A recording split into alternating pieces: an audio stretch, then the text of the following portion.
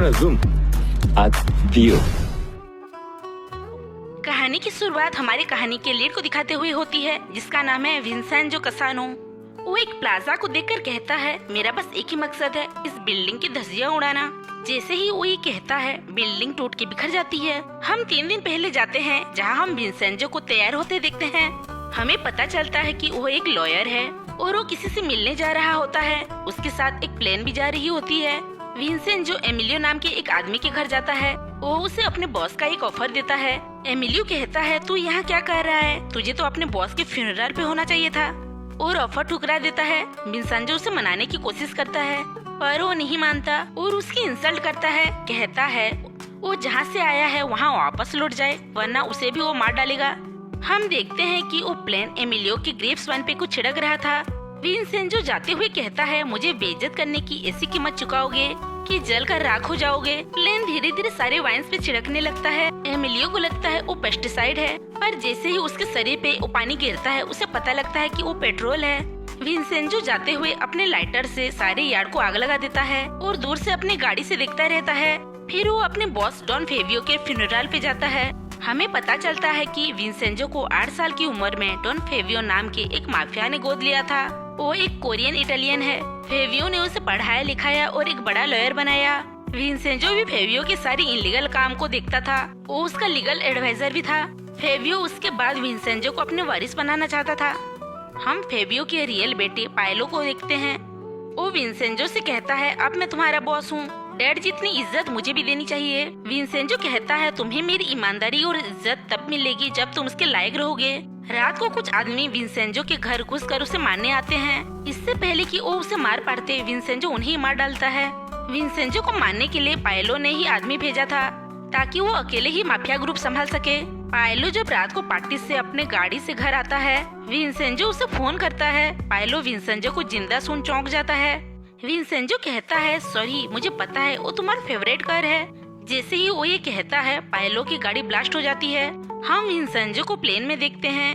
वो पायलो से कहता है वो इटली छोड़ के जा रहा है। वो उसका पीछा ना करें, उसे ढूंढने की कोशिश ना करें, वरना अगली बार गाड़ी के साथ उसे भी उड़ा देगा। हम यहाँ कोरिया में हमारी कहानी के लीड हीरोइन होंग चा-योंग को देखते हैं, जो एक आदमी से मिलने आई हुई होती है। होंग चा पेशे से एक लॉयर है।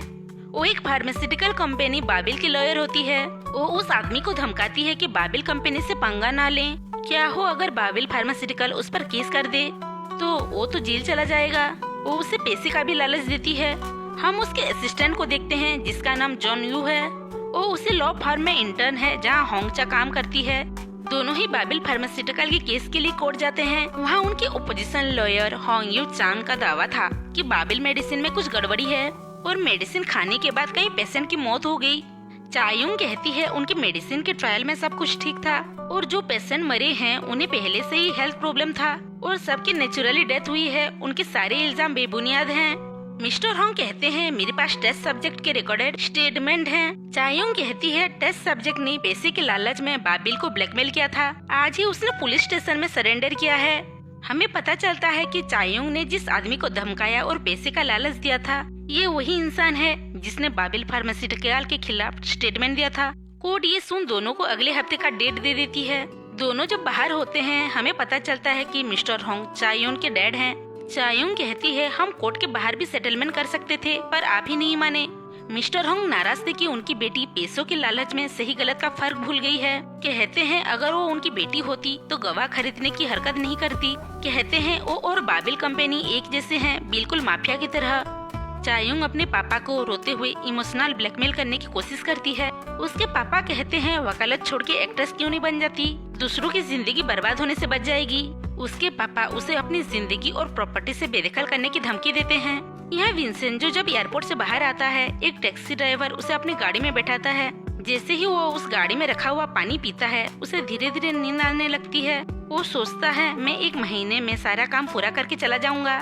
फिर वो बेहोश होने लगता है। हम क्राइम ब्रांच का ऑफिस देखते हैं, जहाँ ऑफिसर आजी सियोक को जब पता चलता है कि विंसेंजो कोरिया आया है, वो अपने सीनियर के पास जाकर कहता है विंसेंजो माफिया का खास आदमी है। कोरिया में इसने नहीं माफिया ने कदम रखा है। उसके सीनियर कहते हैं वो कोरिया में क्या लेने आएगा, शायद वो यहाँ छुट्टी में आया है एंजॉय करने, तुम उसे परेशान मत करो। हान कहते हैं हमें उसे हल्के में नहीं लेना चाहिए, वो माफिया का सलाहकार है, हमें उस पर नजर रखनी चाहिए। पर उसके सीनियर उसे सीरियसली नहीं लेते। हम चायोंग को उसी फार्म में देखते हैं जहाँ वो काम करती है। आज की जीत से वो खुश होकर नाचने लगती है।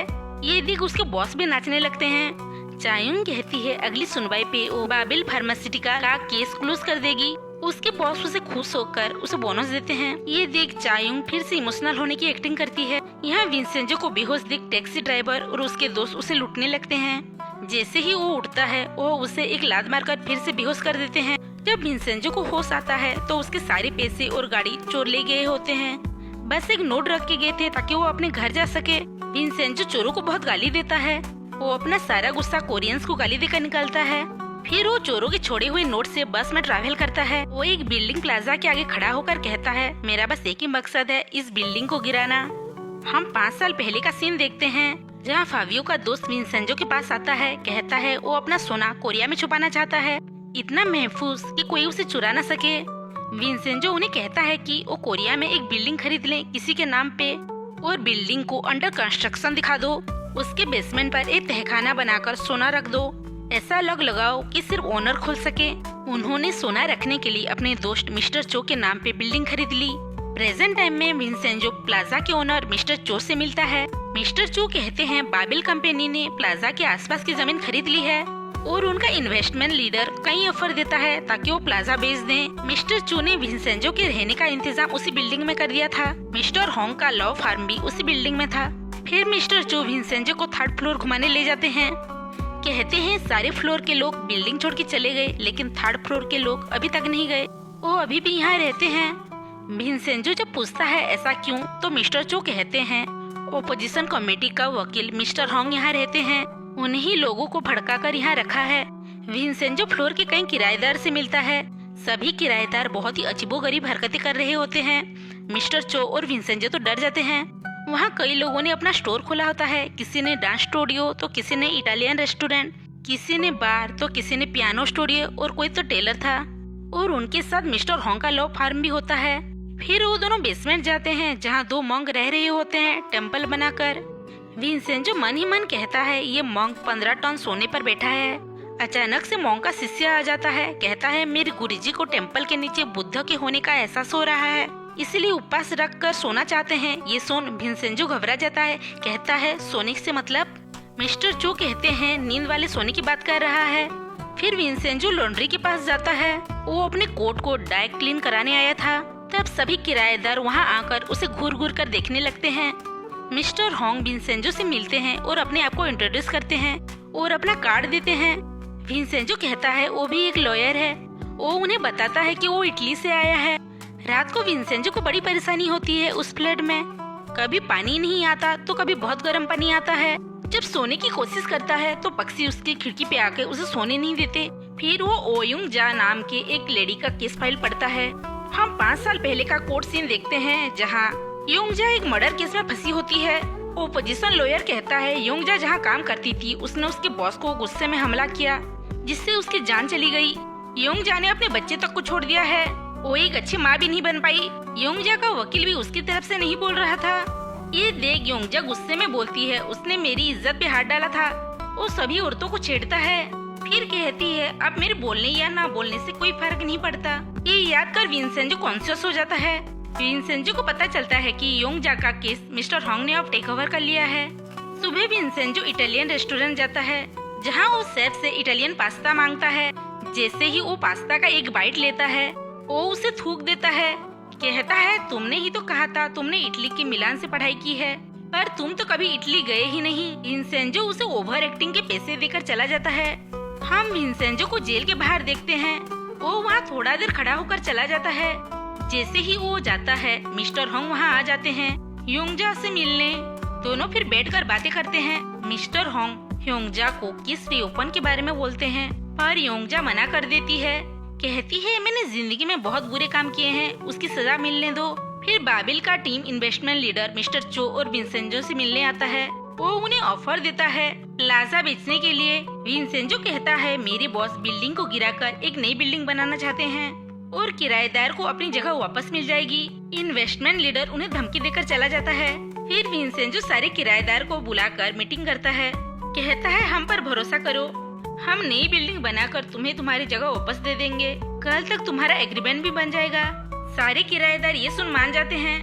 मिस्टर होंग कहते हैं वो उस पर भरोसा नहीं करते, शायद वो उन सब की मजबूरी के साथ खेल रहा है। विंसेंजो पूछता है मुझ पर भरोसा करना इतना मुश्किल हो रहा है। मिस्टर होंग कहते हैं मैंने सबके सामने भरोसा करने का नाटक किया, पर मैं आप जैसे लोगों का कभी भरोसा नहीं करता, ये मेरे उसूल हैं। विंसेंजो कहता है पर हम दोनों एक जैसे हैं, दोनों ही वकील हैं। मिस्टर होंग कहते हैं हम दोनों का नजरिया अलग है, तुम पैसों के लिए काम करते हो और मैं लोगों की भलाई के लिए। मेरे सामने ये नाटक मत करो। यहाँ जब मिस्टर चो घर आते हैं, कुछ गुंडे उन पर हमला करते हैं। उन्होंने उनकी फैमिली को भी कैद कर लिया था। ये सब बाबिल कंपनी ने किया था। वो मिस्टर चो को धमकाते हैं कि अगर वो साइन नहीं करेंगे तो वो उनकी फैमिली को मार डालेंगे। इसी डर से मिस्टर चो ने प्लाजा के पेपर पे साइन कर लिया। चायों को एक फाइल मिलता है, उसे देखते ही वो अपने पापा से मिलने जाती है।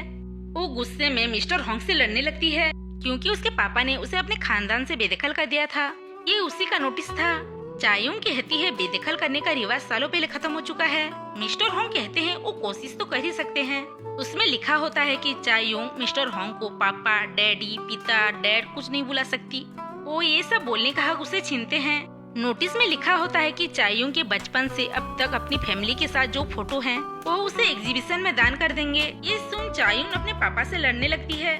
उसके पापा कहते हैं वो असली इंसाफ भूल गई है। चायों कहती है कोरिया में पैसा ही असली इंसाफ है। दोनों फिर एक दूसरे से सारे रिश्ते तोड़ देते हैं। जब वो दोनों बहस कर रहे होते हैं, एक किराएदार आकर कहता है कि बाबिल कंपनी के कुछ लोग आए हैं बिल्डिंग में। यहाँ विंसेंजो को मिस्टर चो का फोन आता है।